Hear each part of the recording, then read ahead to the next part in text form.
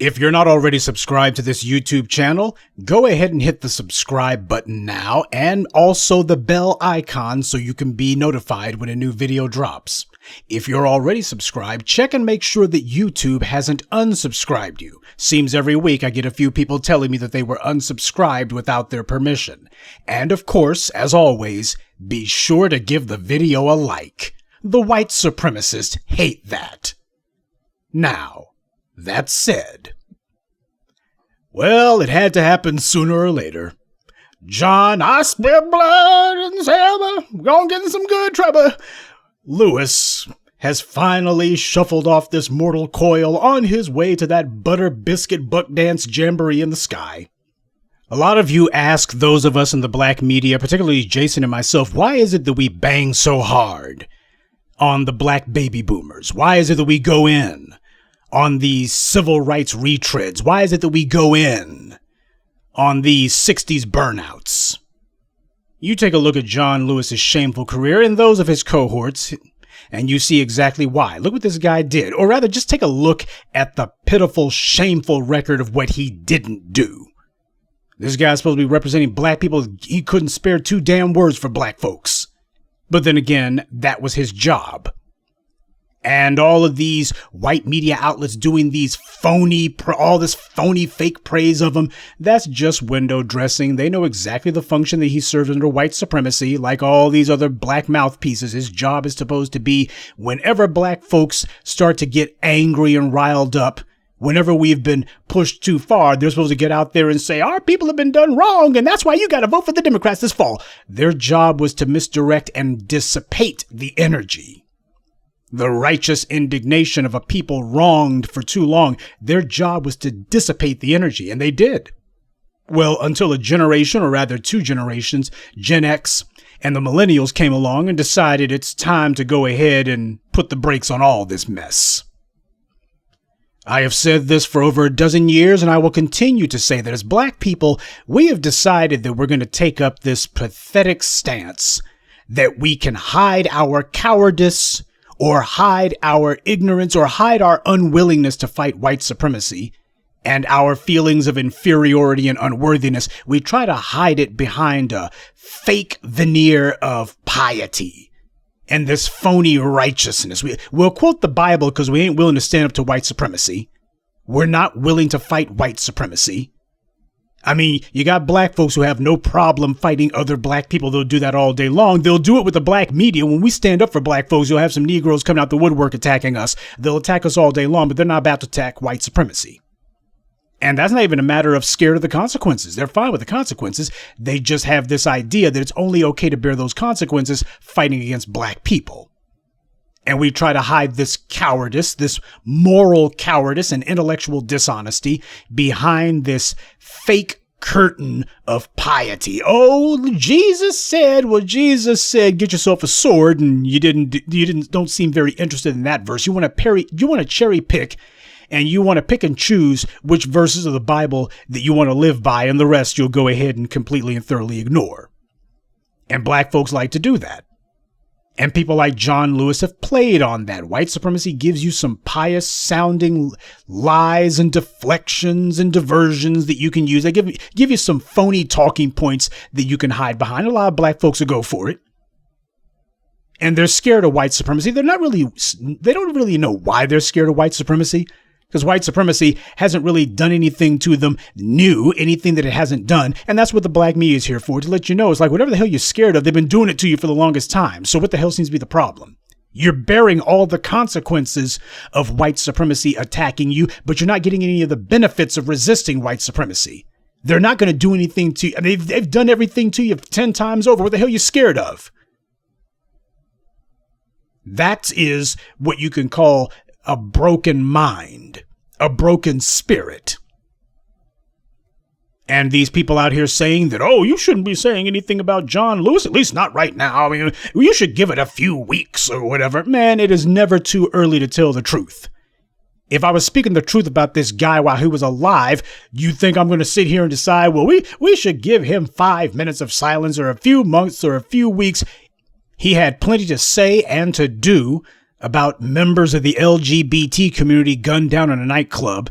He had plenty to say and to do about illegal aliens in detention centers. But for the black victims of police violence, for reparations, for tangibles, for resources for the former slaves of this country, he had nothing to say and nothing to do. So all you fools out there who are trying to figure out because you feel uncomfortable that somebody's speaking the truth, and that's what you really want to say. What you really want to say is, man, you need to stop. You're going to get us in bad trouble. You guys are not fooling anyone.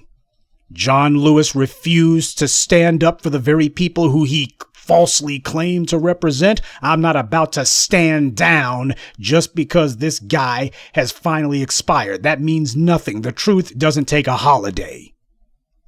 You don't get to hit the pause button on reality just because you don't want anyone saying it. Because what's supposed to be happening at this point is this is supposed to be the cementing of his legacy.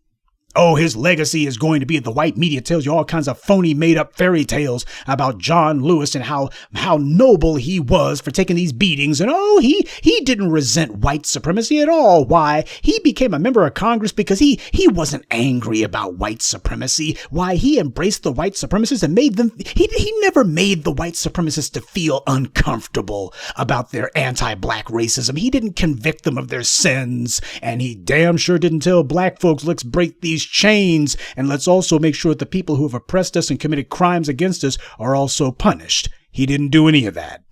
Oh yeah, you can hold up John Lewis safe in the knowledge that he will never say or even give a whimper against the interest of entrenched white supremacy and white privilege. He ain't about to do that, so he's a safe Negro. You can hold him up, and hopefully some of these simpletons, like the kind online who are attempting to cape for him, they'll look at that and say, oh yeah, this is the way for me to get some butter biscuits too. John Lewis, he's the prototype for it. He's the archetype. Yeah, I'm going to go ahead and emulate him's twos. Oh, don't you say nothing about John Lewis. Sounds just like them saying, don't you say nothing about Massa. You going to stop talking bad about Massa. The truth cannot simply be the truth. It must also be told. And because the liars are constantly trying to figure out a way to undermine the truth must be repeated frequently. And that's exactly what the black media is doing at this critical moment. Black people have a very bad habit of letting white supremacy through its mouthpiece, the white media, dictate to us what we ought to be interested in and getting happy when there ain't no damn reason to be celebrating, and letting white supremacy tell us that we've taken a loss when we really haven't. John Lewis did nothing for black people. He did a lot for the DNC and by extension white supremacy because it was his job to make sure that black people got on a political treadmill and he was supposed to keep black people on it as long as possible. He spilled blood in Selma.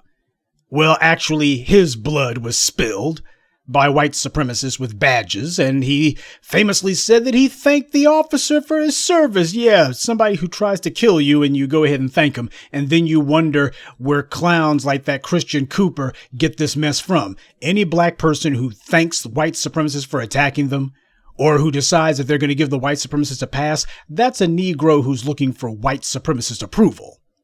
And John Lewis was the prototype for that kind of cowardly, cravenly behavior. Of course the guy was a tool. I mean, when you're somebody who basically ain't got the sense that God gave a rutabaga, what the hell else are you good for? What else are you suited for? Of course John Lewis was going to be carrying water for white supremacy. That's about the only thing he was qualified to do. Now, before we go any farther, a lot has been said about him, and Jason Black did a brilliant breakdown of asking the question, what the hell did John Lewis do for black people? A number of people called in calling themselves caping for John Lewis, and they couldn't answer the question. They could not answer the most basic question of all. What did John Lewis do for black people? You can point out what he did for the DNC. You can point out what he did for special interest groups, principally LGBT and immigrants. But when it comes time to talk about what he did for the group that he comes from, which happens to be the most in need group in the entire country, the most special interest of all, and the one in the most need of resources, crickets. Oh yeah, John Lewis was a rising tide lifts all boats before Kamala Harris popularized that little bit of idiocy. Now, a lot of you have no doubt noticed that in the last few years, John Lewis has been tap dancing extra hard. I mean, them tap dance shoes have basically been super glued. Oh, super glued. They've been bolted onto his clubbed feet. And I want to make sure that you see the dates on these articles. 2016, 2018. Yeah, starting in 2016, this guy has just been on a jihad. He's just been out there doing the most to make a spectacle of himself for the white media and for the cameras. Going overboard, doing the most for everyone except us. He started doing that in 2016. I mean, if you didn't know better, you'd be like, man, Massa must have given him an extra few butter biscuits and put some syrup on top of it with a side of chitlins for him to be doing this much tap dancing. And if that's what you thought, you wouldn't be too far off at all. You see, the black bootlick, while many of them will work for free simply to be close to white Massa, to be close to that Zaddy or that Becky or that Karen or Susan or whatever, while a lot of them will do it for free, well, when you become a premier high-level bootlick, well, you ask Massa, can I have a few crumbs? And Massa knows that you sold your soul for a tap dance and a song, so they ain't got to pay a ton. But in John Lewis's case, well, they decided that they had to up his pay. A few extra butter biscuits wouldn't do. I went by the website Open Secrets just to see where John Lewis's funding has been the last few years, and I wasn't surprised at all by what I found. Now, the chart that I got in front of you comes from their website, and since Congress people are in, House of Representative members are in there for 2-year terms. So every 2 years, they got to go back to fundraising. And what you see is that from the beginning of John Lewis's career, although there has been something of an upward incline the last 4 years, ever since Trump became president, man, he hit the stratosphere literally overnight. The amount of money that he raised in 2016, he raised almost 4 times as much in 2018 and again in 2020. I mean, you look at this graph. This is what John Lewis has been raising just the last few years. And you wonder why it is that he's been going overboard to cape for illegal aliens who are being detained before being lawfully deported. Why it is that he's concerned about LGBT doing sit-ins on the floor of the House of Representatives. And he's been MIA on reparations, on tangibles, and on punishing the thugs with badges. Why has John Lewis been out there putting on the tap dance shoes and stomping to beat the band? It's because white supremacy upped his pay significantly. I mean, you look at that. That's crazy. That is absolutely insane, but it just goes to show they are reacting to something. Now, what's been happening the last few years? What's the difference between 2016 and 2018? The difference is they realize there's civil rights retreads. Individuals like John Lewis, these guys, whatever mojo they may have thought that they had with the black community had clearly run out. Black people, especially young black people, were listening to the new voices of black media. The black media is what happened. So white supremacists like, John, you better get out there and you better talk about spilling blood in Selma, and you better remind them about Dr. King. God dang it, it's the only play we've got, and you better get out there to beat the band. And he said, I sure will. I'm going to start some good trouble in the black community. Good trouble. Well, what about taking on these white supremacists with badges? Well, you can thank them for whipping you. You can thank them for shooting you. I did. It wasn't too much for me. I don't know why. It is too much for you. Y'all is causing bad trouble. Yeah, but the cops have backed off, haven't they? The thugs with badges have backed off, haven't they? That's bad trouble. You gonna get me in bad trouble, too. That's where John Lewis is at.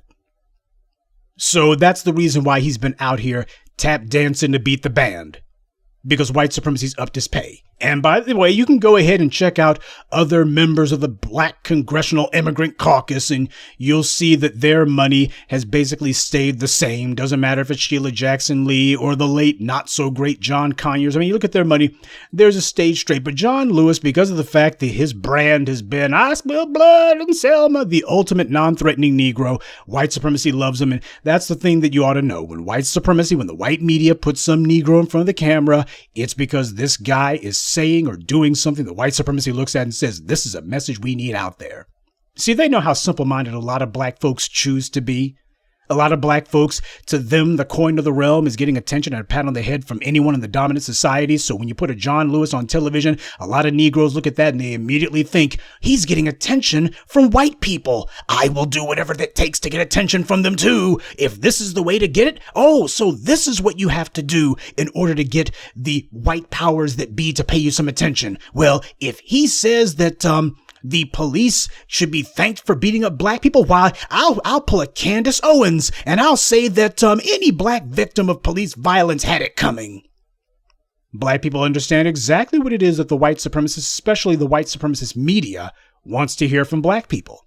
It is not enough merely to give a denial of white supremacist violence. You have to give an endorsement for it. John Lewis did it, and you see that idiots on the right, the Candace Owens and others, they go in the exact same direction, only they go harder in that direction. It ain't enough to simply say, well, I didn't hold it against them that these police assaulted me. Instead, it's a matter of, well, if they killed a black person, that black person had it coming, and how in the world can you be protesting the police? How can you be protesting for this black person? Yeah, John Lewis was very concerned about everyone else, but not very concerned about black people. That was the point that he was supposed to get across, to be a black face who would get in front of the cameras and reassure the white powers that be, reassure the dominant society that, oh, you can go ahead and continue ignoring black people's interests. You can keep ignoring black people's demands. Why, if this Negro, who the white media says is one of their leaders, one of their representatives, why, he's a black American icon. This guy is a titan, a pillar of the black community, and if he doesn't give a damn about black people's well-being, then that's your cue, that's your okay. You can hide behind that, because if John Lewis, a leader of the black community, doesn't give a damn about black people, then that means everybody else shouldn't either, and you can use him to hide behind, hey, that John Lewis guy, he was over there looking for good Trubba, and he better stay away from that bad Trubba, trying to stick up for these niggers. That's what John Lewis understood. That was his function under white supremacy, and he fulfilled it to a T. If you want one of the best examples of John Lewis's complete and thorough failure to do anything for black people, you need look no further than his website. You go on the front page of his website, and what you see is that John Lewis has one of those scrolling images that I guess supposed to be celebrating himself. Now, one of the first images that comes up, in fact, the first image that comes up on the website has nothing to do with reparations, has nothing to do with resources for black people, has nothing to do with economic justice for black people. Instead, it's all about coronavirus. That's the first thing you find, because, of course, it's an election year, and you got to make sure that if anybody does happen to come upon any member of the Democratic Party's website, you make sure you remind about the coronavirus. It's the election year, and we got to make sure that we remind people that Agent Orange has no cure for this and that the virus is running rampant.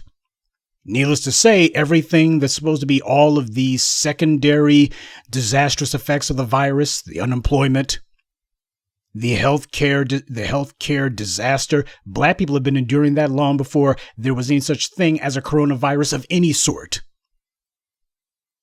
Now, secondly, the website scrolls to John Lewis at the Edmund Pettus Bridge. Oh, yeah, you got to make sure you remind people, I got my butt whooped in Selma, and I thank the guy who did it. That's what you want to make sure you remind them of. The grateful Negro, grateful for taking a butt whipping for no reason.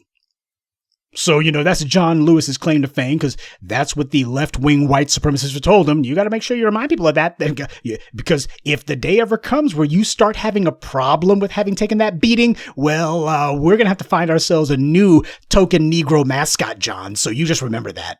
You make sure you just remind us that you're very grateful for that butt whipping, because you wouldn't have the lifestyle that you enjoy today if we hadn't put some hickory on your head. So you just make sure you say thank you. And you better say it with a smile. So you got John Lewis reminding everybody that he got his butt whipped in Selma. And then, after having gone ahead and pushed the election issue for 2020, and John Lewis got his butt whipped, so he's reassuring the white powers that be, I am your loyal slave. Now we get to the next one. What has John Lewis done? Fighting for peace, it says, at the Holocaust Memorial Museum. Now, he's not at the National Slavery Museum. This is what he puts on the front page of his own website. Supposed to be representing black people in Atlanta, and what does he show you? He's at the Holocaust Memorial Museum. That's where John Lewis is at. This is on the front page of his website. By the way, you notice how there's nothing showing that he's in any way engaging with black people's interests. Coronavirus, they ain't got nothing to do with black folks. Edmund Pettus Bridge, that's all about him. That's basically him celebrating himself, because it's the only thing that the white media ever gave him any attention or any praise for. So that's him basically psychologically masturbating. Remember, I got my butt whooped in Selma. It was good Trubba because it paid my bills. I'm going to go ahead and keep saying good Trubba. It keeps my teeth white. That's what he's all about. Now he's making it very clear to the powers that be what he stands for. And it ain't black folks. He's over there. He'll represent the LGBT community. He'll do a sit-in for them.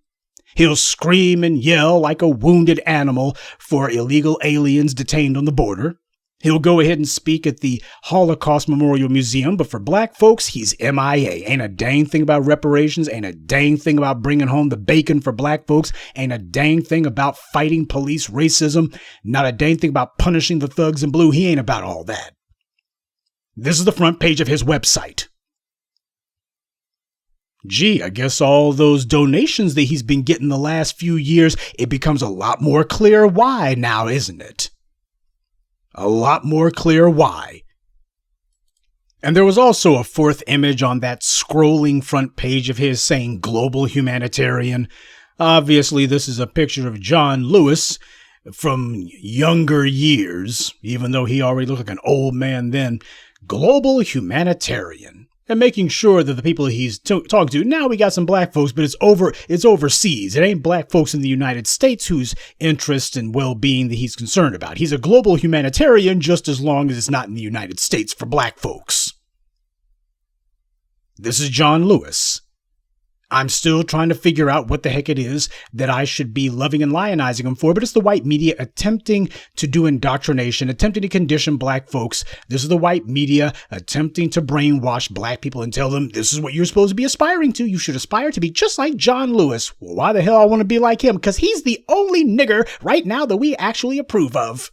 Well, hell, the only thing he ever did was say thanks for white folks beating him up, and then he didn't do a damn thing for black people. Yeah, we know. That's why we love him so much. That's John Lewis. And the people out here trying to rewrite his history now and pretend as if, oh, well, John Lewis did so much for black folks. You know, if anybody brings you that crap, you need to go back and rewatch my classic video, We're All Detroiters Now. And that's the same con they've always been doing. You ask him, what the hell has this guy actually done? Well, he led a voter registration drive. I asked what he did. Everybody does voter registration drives. Should I thank the Republican Party for doing one? Well, he did one, and he got black folks registered to vote. Yeah, and once you get black people registered to vote, what are they voting for? What are they voting for? Notice I didn't say who. I said what. What did he put out there as the issue that black people should be voting for? Nothing. He just simply said, vote Democrat. For what? That is not an agenda. Well, it's an agenda for him because John Lewis was out there. I spilled blood in Selma. I got in some good trouble. And you need to vote for the Democrats because they told me that my illiterate mumbling self can get me a job in Congress. They gonna give me a token position if I just get enough of y'all to corral the black vote. And y'all don't need to be out there actually causing no trouble. You need to be in good trouble. Good trouble means that the white supremacists approve of. And that's what you need to do. Make sure that you vote. Because if I get enough of y'all dumb Negroes to get on that treadmill, then what will happen is they're going to give me a patronage political job. And I'll be set for life. So I'm going to cause you black folks bad trouble while giving the white supremacists good trouble. Notice how good trouble never takes the form of white supremacists being punished for anything.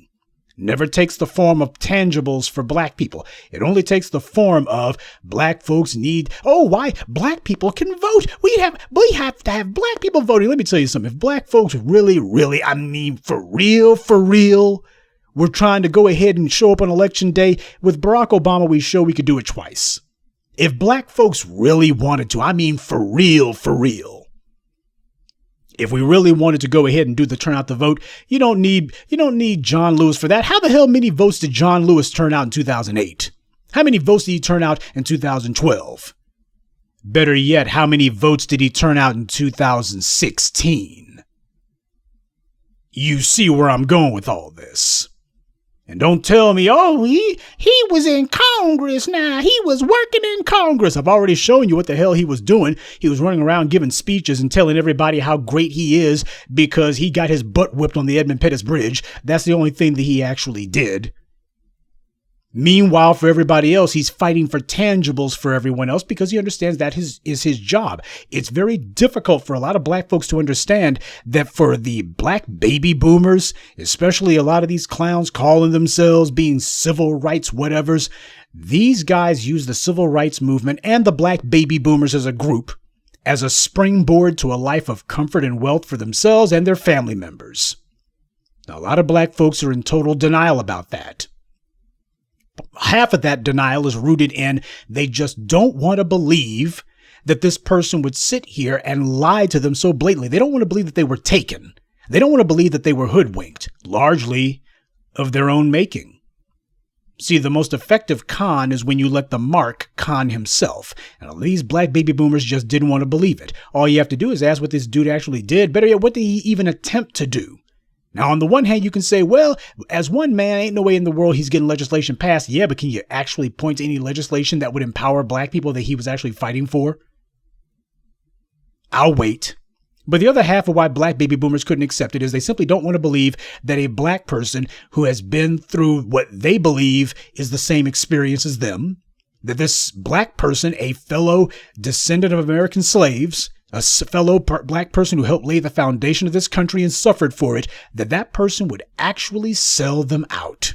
That black person would actually say, here are the scars and the beatings and the wounds that we have suffered under white supremacy here. And then that black person would then immediately turn around and say, go behind closed doors and fight against our interests. They just didn't want to believe that there's some Negroes who are that treasonous. Let me tell you something. You want to know why it is that practically all of the slave rebellions in the United States failed?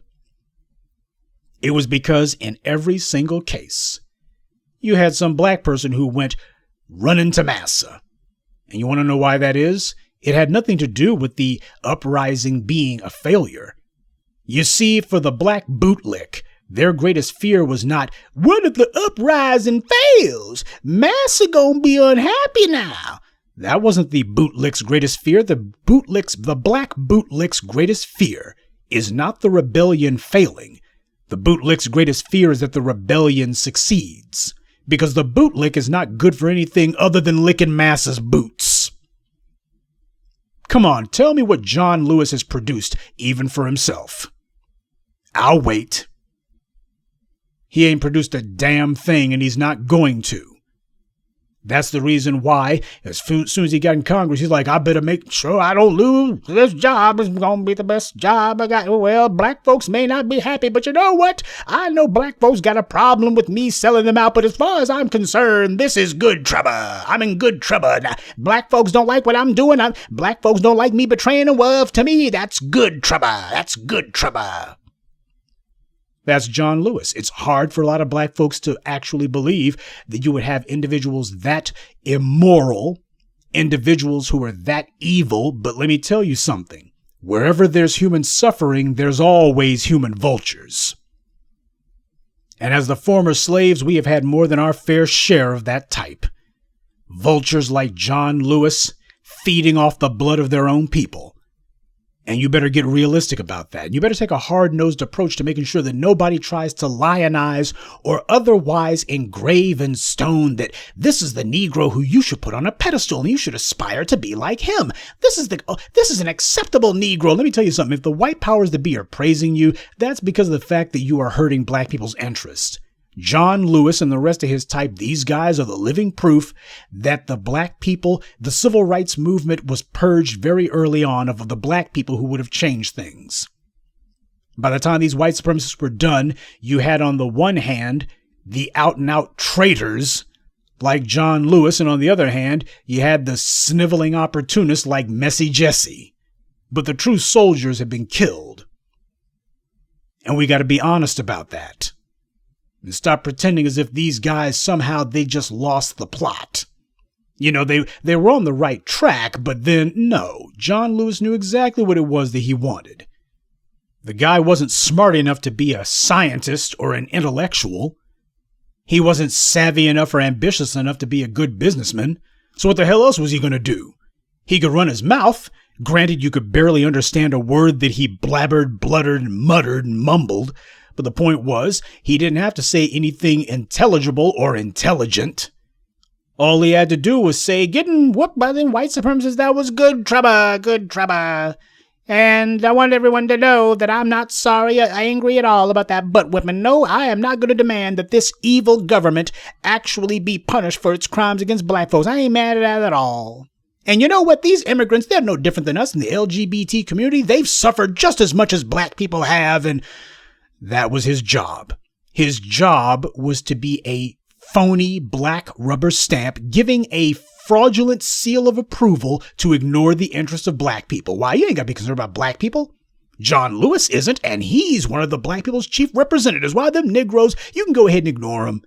You know, whatever problems they got, they brought on themselves. Otherwise, you'd have John Lewis out here. He wouldn't even have time or interest to be trying to rep and cape for everybody else. See, these are the unspoken cues that go along with John Lewis making a fool of himself in front of the cameras, sticking up for everybody except for us. Everybody clearly understands that's the reason why. Everybody gets it, and that's the point. That's the entire point.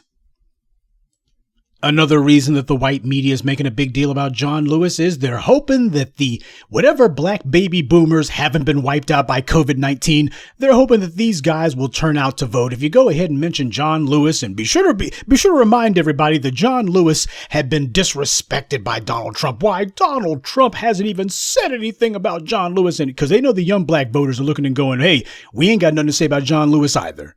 This is all about what have you produced. It's amazing to me, especially you young black cats out there. You know, black people are really oversampled when it comes to sports.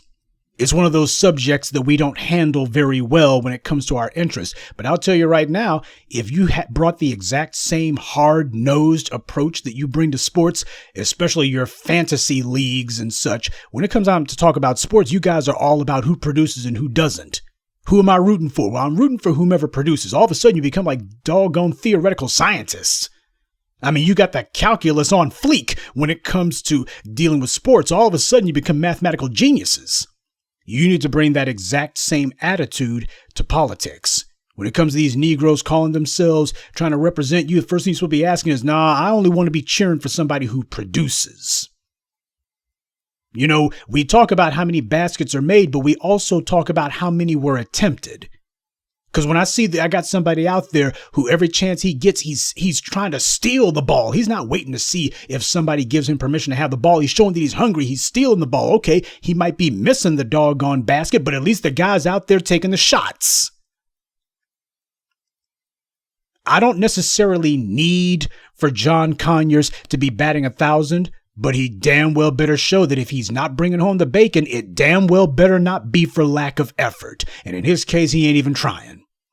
No, what John Lewis did was to betray the former slaves of this nation, and that happens to be a sin that I am not going to overlook, though there are a few of you who apparently you're able to overlook this degradation and this treason, and as far as you're concerned, you can sleep at night. Well, that's what happens when you have no conscience or character.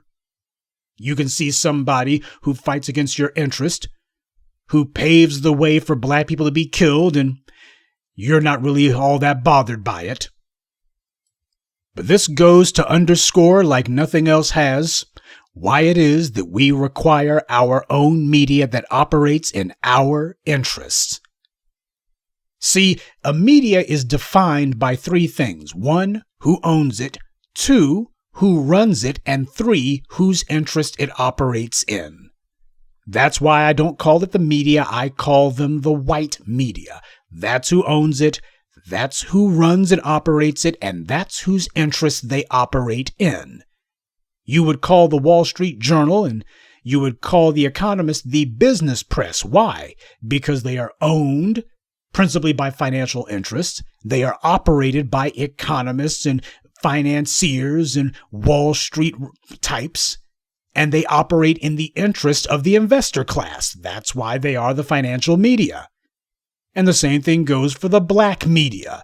I'm talking about us. I ain't talking about roly-poly and Joy Reid, some safe Negro who the white media decides we can go ahead and put them in front of the camera because they won't say the wrong thing. They won't speak out of turn. They know what the orthodoxy is and they better not deviate from it. No, over here in the black media, the real black media, we talk about three things: power, wealth, and influence. We are not lionizing those who tried to sanctify white supremacist attacks. John Lewis should have made it a point. I'm going to find every single one of those thugs with badges who attacked me and everybody else on that bridge, and I'll make it my mission that I'm going to ruin them. I'm going to make it my mission that if I can't put them in prison, everyone's going to know who they are, and these scumbags, they'll never be able to do anything ever again. You make it where they carry a perpetual mark of Cain. But of course, before you can decide that you're going to stand up for yourself, you got to have respect for yourself. And John Lewis never really respected himself. That's the reason why he didn't have any respect for black people. If this guy looks in the mirror and does not see anything respect-worthy, what do you think is going to happen when he looks at other people who look just like him? He will have as much contempt for you as he has for himself, if not more. So no, we, as black people in this country, we will decide who our icons are. Our icons are the people who fought white supremacy.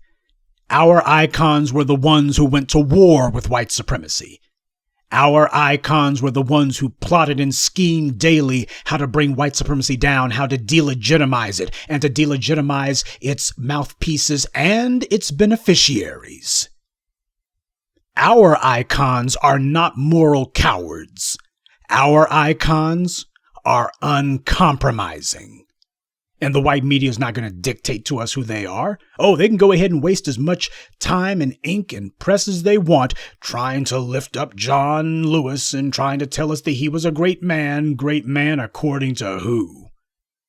Nah, we're not doing that. They don't get to dictate to us what we think. They don't get to dictate our opinions to us or what we know to be true. This is a test. They're trying to galvanize the old 65 to dead black demo. That's not going to work.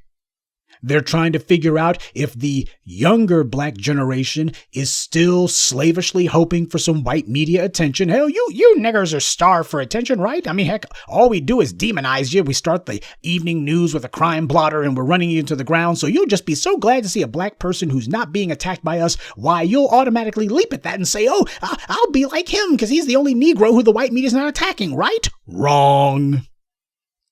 Oh yeah, this is what happens when you take a hard-nosed approach to your power. You stop caring what anyone thinks, and that includes Negroes who are clearly not with the program. Because we all understand that John Lewis, what he basically was doing was apologizing for being black. When he was talking about thanking thugs with badges who brutalized him and brutalized those other black people, by the way, he legitimizes and justifies anti-black violence. That's what he was doing. He was justifying it. In other words, he was saying, I'm sorry for causing y'all any trouble. I'm sorry for causing y'all trouble. I know y'all was just doing y'all's job. That is not moral. A moral man tells the wrongdoer and the criminal and the iniquitous that they are wrong. That's what a moral man does. A moral man convicts the sinner of his sins. A moral man stands for justice, and justice is the righting of a wrong. If John Lewis had been a moral man and not a moral coward, what he would have done is he would have gotten the badge number and the name of the thugs who attacked him and attacked those other black protesters. He would have made it known. We got to put them in prison. All of these bastards in prison. Well, what about forgiveness? I'll forgive them right after they've been convicted. Oh, well, this is not about, I'm not hating the man. I'm hating what he's done. And he's going to have to be punished for what he's done. I'm not punishing him for what he is. I'm punishing him for what he's done. That's what a moral man would do. After all, the white supremacists have no problem putting on a pedestal white men who said, go ahead and annihilate the Native Americans. And why do that? What was their justification for that? They would say, well, we may be killing the man, but we're saving his soul. Well, that's what we should be doing with these white supremacist thugs with badges. We're not just punishing. We may be punishing the man, but we're saving their souls is what we're doing. We're saving the souls of these white supremacists by punishing them as harshly as possible. We're saving their souls. Their souls will be saved by the punishment we inflict. That's what a moral man would do. A moral man would understand that you cannot merely spout some empty gibberish.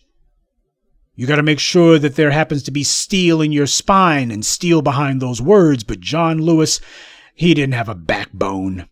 We can't let the white media invent some phony baloney fiction that serves their interest. No, there will not be another generation of black baby boomer wannabes. There will not be another generation of civil rights retreads. You can go ahead and have a few hand-picked DeRay McKessons and a few others of these wannabe black leaders who the white media calls leaders, but nobody else does.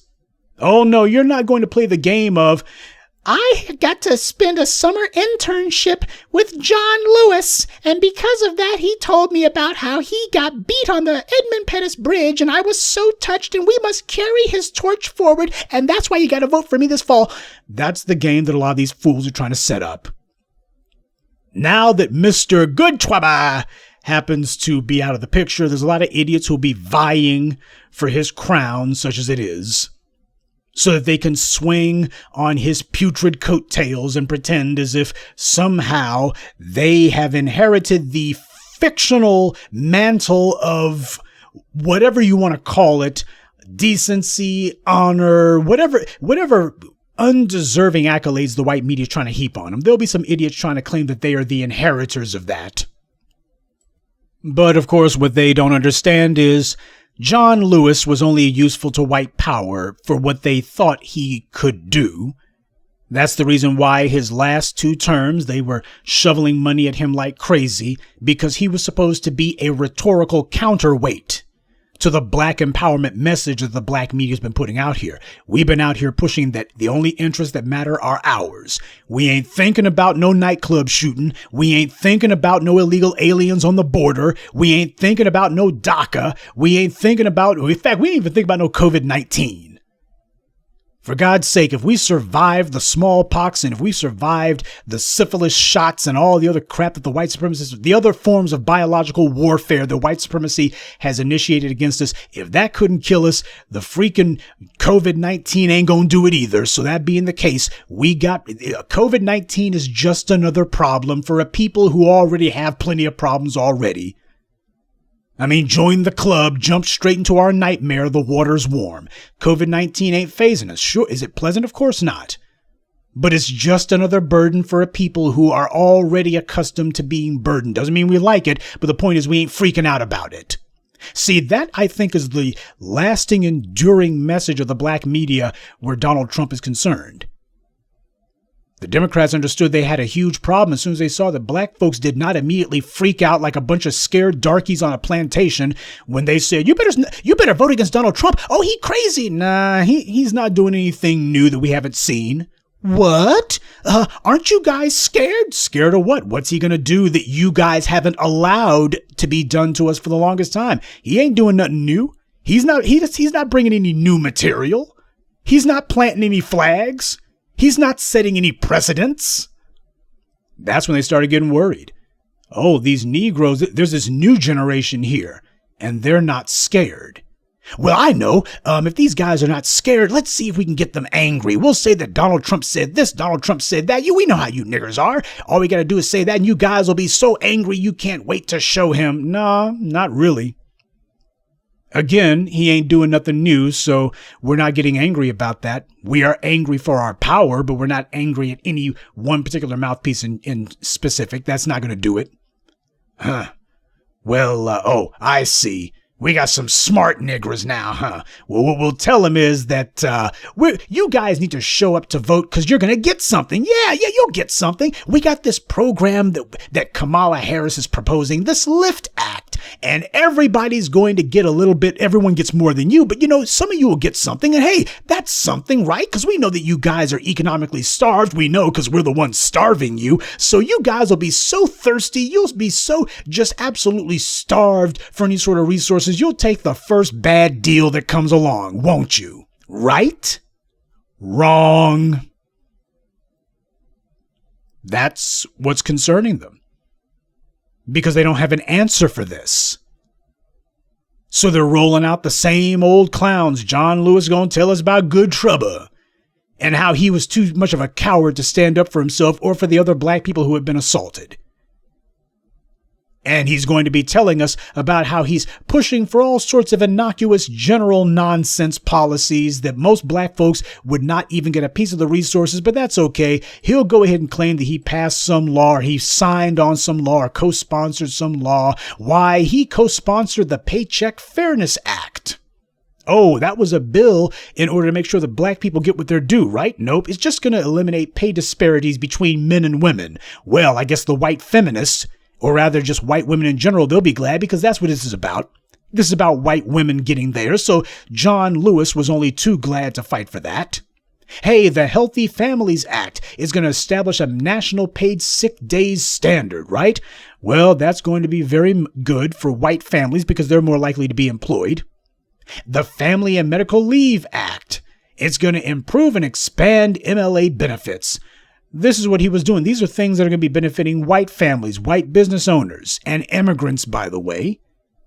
But it leaves black people completely out. I'm still waiting for what John Lewis has done specifically for black people. And it must be for black people because we got to make it very clear. Get the country comfortable with policies that say black and don't say nobody else. That's part of what we are doing. We're going to get people comfortable with that. Well, I can't do something that only benefits black people. Oh, that's a little bit uncomfortable for you, huh? Well, having you in office is uncomfortable for me. It's uncomfortable for us for you to be in office. That's what we're doing. We're going to make it where we're forcing black back into the political lexicon. And when Joe Biden comes along and, well, if we do something for black people, we got to make sure we shoehorn Native Americans in there. When the Native Americans were given sovereignty, or at least were given some sort of legal standing in half the state of Oklahoma, they didn't say anything about black folks. Nobody was talking about the Tulsa massacre and saying, well, we do something for you Native Americans, we have to do something for black people too, because, hey, black people were dispossessed from land that they owned, and they actually had legal deeds under the white government to that land. No, when it comes to everybody else, black people are never shoehorned into the conversation. We're never even mentioned. But when it comes to us, all of a sudden, you got to make sure you mention everybody else. Oh, that's absolutely mandatory. It can't just be black in isolation, don't you know? And who is it who's been trying to lend the good offices of some phony baloney, fake civil rights, piety, honor, decency? Who's been out there claiming that we can all agree the civil rights movement was an impeccably moral movement, and that being the case, I was part of it. I was out there doing good Trubba. And because of that, if I say that we ain't got to focus just on black people, if I say that that would not be what Dr. King would want, if I say that, well, the rest of you will go for it, right? This is how the media controls minds. They create these fraudulent narratives, like a stage play. And who is the starring bootlick in this little production? John Lewis. Well, now he has been ushered from the stage. Ancestors be praised.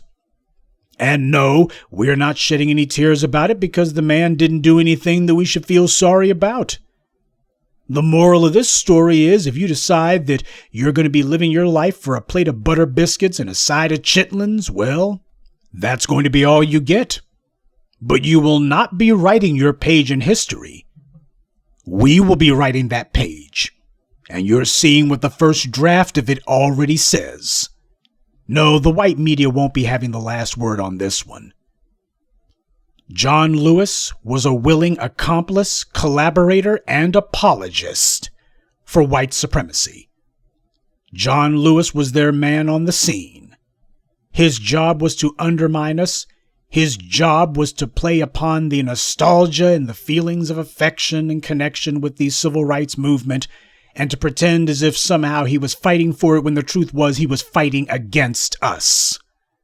That is the reality of who John Lewis was. That is why we are not going to let the white media try to put forward some fairy tale telling us he was something else. We know what the hell he was. We know him better than anyone else. And if there is one thing that we do not allow as the black media, we don't allow anybody else to decide that they're going to dictate to us what is and is not. We decide that, nobody else. John Lewis was just so sure that all of these white media types who he had been carrying water for and licking the boots of all these decades, he was just so sure that they would be able to go ahead and give him a posthumous pat on the head, but they won't. Because as soon as they're done with him, they're going to be moving on to some other Negro, and John Lewis will be in the same condition as John Conyers and the same condition as Charlie Rangel and all the rest of those bootlicking Negroes who did nothing for black people. They'll be consigned to the ash heap of history, the dust bin of the past, when they've served their purpose. But for black people, we are not going to allow this fraud to attach itself to us. No, it will not. We have our icons, we have our legends, we have those who we hold up with distinction and honor. And John Lewis ain't on the list. The white media may be able to give John Lewis a few passing, fleeting moments of praise. But his ultimate legacy is going to be written by us, and we have already decided. That's the reason why we're doing this now. We're not going to let the white media try to put any roots in the ground for some sort of fiction. We require truth all the time, every time. We're not going to be giving any falsehoods an opportunity to take root. We're not going to be allowing any lies to have a chance to rest and just sit there and fester. That's not what we're doing at all. What kind of media allows egregious lies and fakery to just stand there without anyone even giving a comment? Like some of you have been demanding, because it's obvious where you stand. It's obvious what you're about. And your phony baloney, oh, I'm just doing this out of decency. Sure you are, because actually calling the history as it actually happened, there's nothing decent about that, is there? These are the same people who had nothing to say about John Lewis before, but now that people are saying, whoa, before the white media tries to make a saint out of a sinner, we got to make sure that we get this story right. Oh, now all of a sudden you got something to say. Well, you go right ahead and you try to tell your little lies of omission. We're going to tell the truth over here, because that's what the black media does. It is crucial that we be the ones who write John Lewis's page in history. After all, as the white media likes to say, he's supposed to be representing us, right? And that being the case, we get to issue the final verdict on how well a job he did. And that's the problem that they have. They know exactly what it would say if we were the ones who wrote it, so they're trying to dictate our opinions to us, but they won't. John Lewis thinks that his legacy, his memory is going to be ensured and is going to be protected by the exact same white interests that he carried water for. No chance. Some of you might say, well, if the man has already shuffled off this mortal coil, if he's already dead, then what's the point in even saying this? It has value because people who are given a false memory of the past tend to proceed forward from a fraudulent starting point, and we cannot allow that. But there's also something else. John Lewis didn't just commit his crimes against black empowerment simply for himself. He did it because he thought that his memory would be ensured by the white media, that they were going to be the ones who would take all of his betrayal of us and they were going to shine it up and they were going to heap praise on it and they were going to give him a mantle and a phony pedestal that he didn't deserve. That's what he thought was going to happen. Oh, the crime would be sweet, but then he would get to have the luxury of knowing, well, they're going to tell everybody that all this betrayal was just good Trubba, and that I didn't betray the black community, why it was good Trubba, and you should be just like me. There won't be enough spots for you to get butter biscuits like me, but that's okay. You gonna look up to me. They gonna tell y'all to look up to me. I know they will, because I was on the team. I was on the team causing good Trubba. So that is why the black media must tell the truth, and we must do it now, at this moment. That's the reason why we ain't waiting. As Dr. King said, why we cannot wait. You see, John Lewis didn't care much for that speech from Dr. King. There's a lot of things Dr. King said that John Lewis didn't care for. And when Dr. King was talking about why we can't wait, John Lewis, he wasn't too fond of that sentiment either. So make no mistake, even posthumously, telling the truth about John Lewis has value, real value. Because John Lewis was not just thinking about how he would be regarded in life, he was also thinking about how he would be regarded thanks to white power. How would he be remembered? Well, in the words of Gary Webb, we have the ability to deprive these men of the thing that they wanted most, the favorable judgment of history.